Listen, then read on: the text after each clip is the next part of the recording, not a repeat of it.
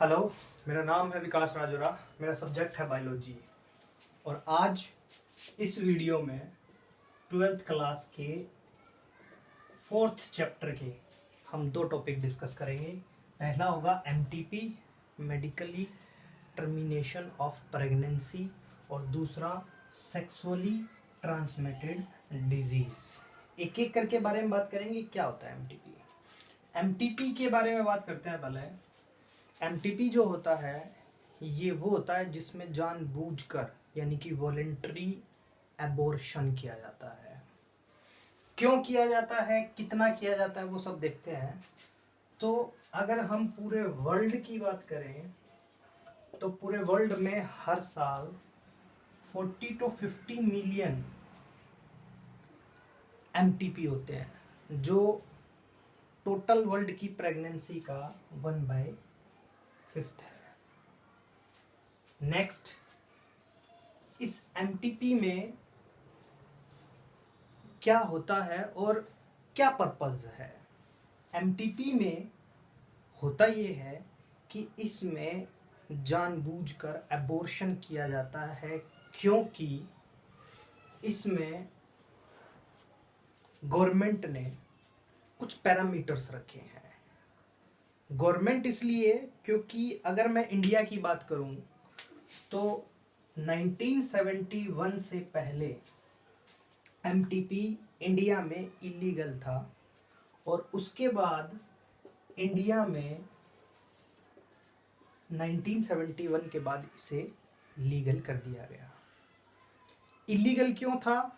Illegal इसलिए था क्योंकि एमटीपी जो है इसमें लोग अबॉर्ट कर देते थे अपने बच्चे को, स्पेशली उस केस में जब ये पता लगता था कि वो फीमेल है।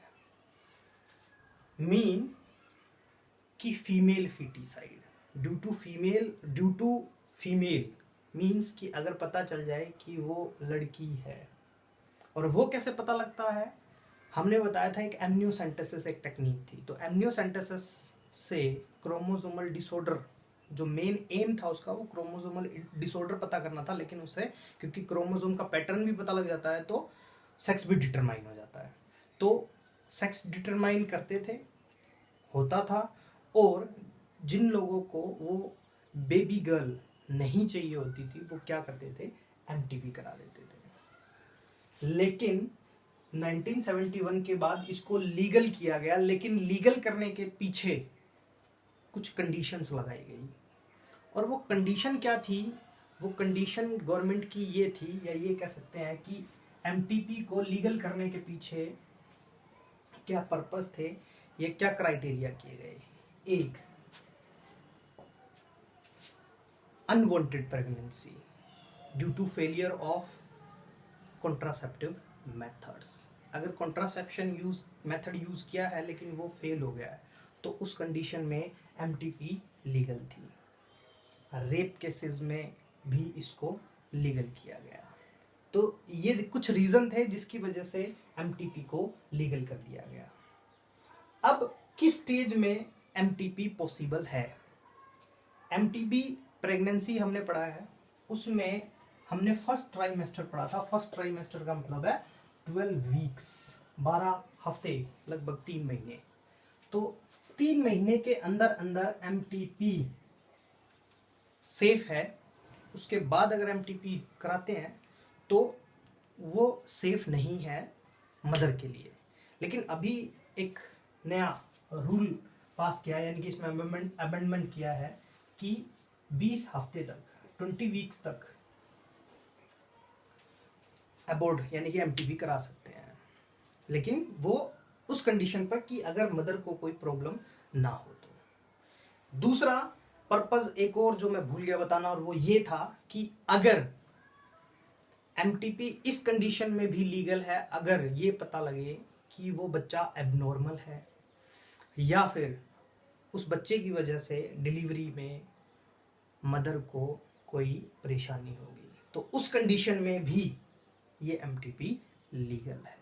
तो ये था हमारा topic MTP, medical termination of pregnancy. Next आता है हमारा एसटीडी, सेक्सुअल ट्रांसमिटेड डिजीज, नाम से पता लग रहा है जो सेक्सुअली ट्रांसमिटेड होती है डिजीज, जो बेसिकली सेक्सुअल पार्ट पर होती हैं उनको, या सॉरी जो सेक्सुअल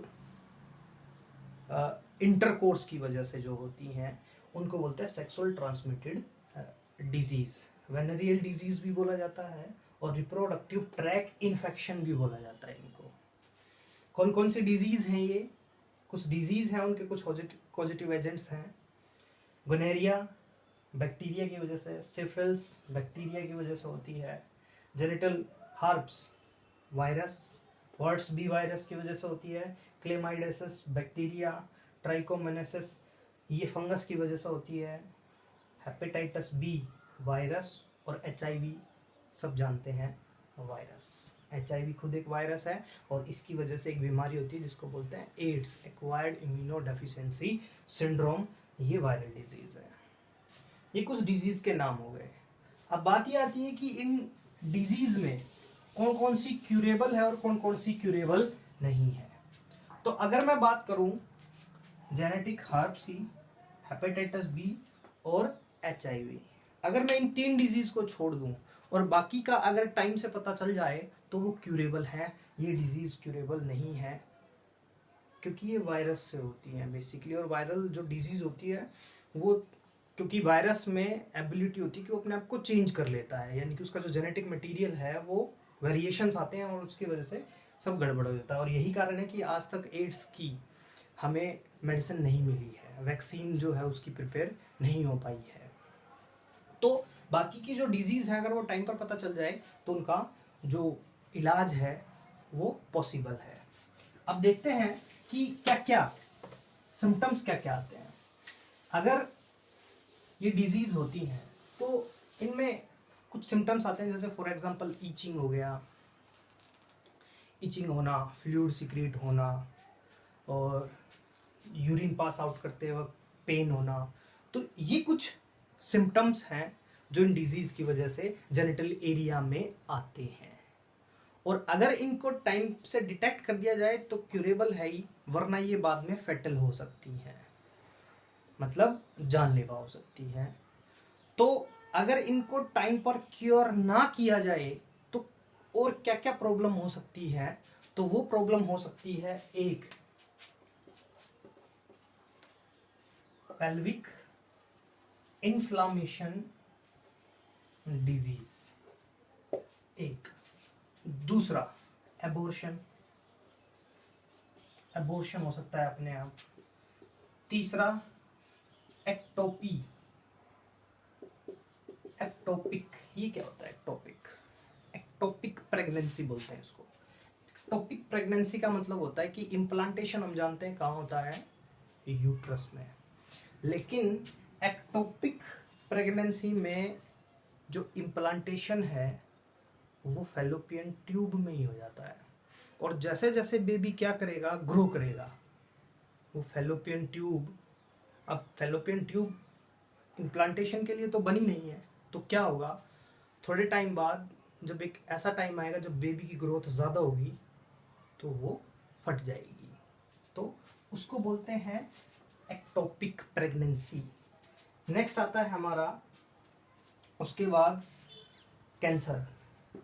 इसकी वजह से जो डिजीज़ है उनकी वजह से कैंसर भी हो सकता है, यानी कि अदर जो सिम्टम्स हैं आगे चलकर वो कैंसर भी हो सकती है वो डिजीज़। नेक्स्ट और लास्ट, इनफर्टिलिटी। अगर इन डिजीज़ को टाइम पर क्योर ना किया जाए तो उसका नुकसान ये होगा कि वो मेल या फीमेल जो है वो इनफर्टाइल हो सकता है। अब बात ये करते हैं कि ये डिजीज़ फैलती कैसे हैं। तो नाम से पता लग रहा है STD, सेक्सुअली ट्रांसमिटेड डिजीज, मतलब ये सेक्स करने से फैलती है, मतलब इंटरकोर्स करने से, ये कोइटस करने से ये डिजीज फैलती है। इसके अलावा फैलने के और भी कुछ कारण हैं, जैसे फॉर एग्जांपल अगर मैं हेपेटाइटिस और HIV की बात करूं तो वो सिर्फ सेक्सुअल कॉन्टैक्ट से नहीं बल्कि मदर से फीटस में, इन्फेक्टेड पर्सन का ब्लड अगर हेल्दी आदमी में ट्रांसफ़र कर दिया जाए, या जो इन्फेक्टेड निडल है उसको किसी हेल्दी आदमी पर यूज कर दिया जाए तो भी ये बीमारियां फैल जाती हैं। अब बात करते हैं कि इनसे बचा कैसे जाए, प्रिवेंशन क्या है। तो प्रिवेंशन, क्योंकि सेक्सुअल ट्रांसमिटेड डिजीज है, मोस्टली सेक्सुअल कांटेक्ट से फैलती है, और किस एज में सबसे ज्यादा फैलती है, 15 से 25 यानी कि 15 से 25 की एज में इसके फैलने के चांसेस सबसे ज्यादा पाए गए हैं। तो इसीलिए ये सेक्स एजुकेशन हमारी 12th क्लास में डाली गई है, जो मिथ्स को और ऐसी चीजों से जो टीनेजर्स हैं उनको अवेयर करती है। अब बचा कैसे जाए, यानी कि प्रिवेंशन क्या है।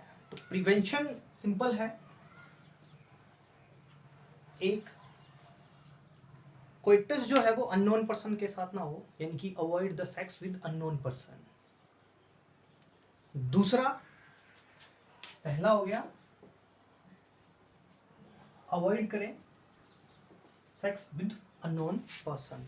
दूसरा, use condom with unknown person. Condom की हमने बात की थी, this is the only contraceptive method which also prevent from the sexual transmitted disease. उनसे भी बचाता है ये इकलौता है कॉन्ट्रासेप्टिव मेथड। लाइक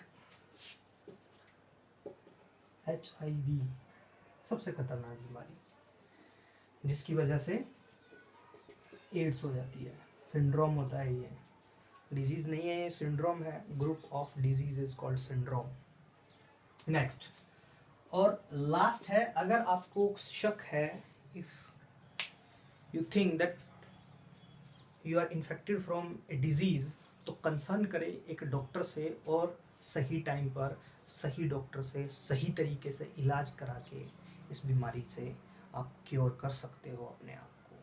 तो ये थे हमारे दो topic, MTP and sexual transmitted disease.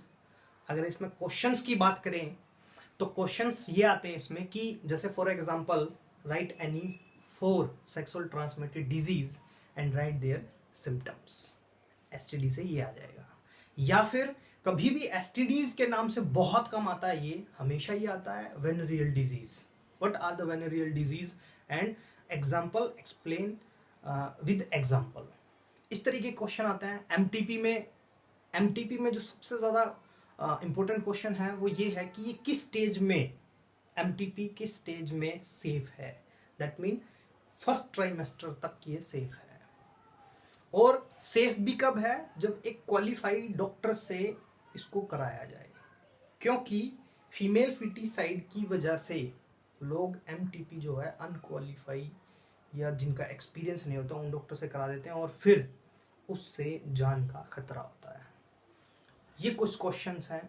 इसके अलावा MTP के क्या रूल्स हैं, मतलब किन कंडीशंस पर MTP जो है वो लीगल है।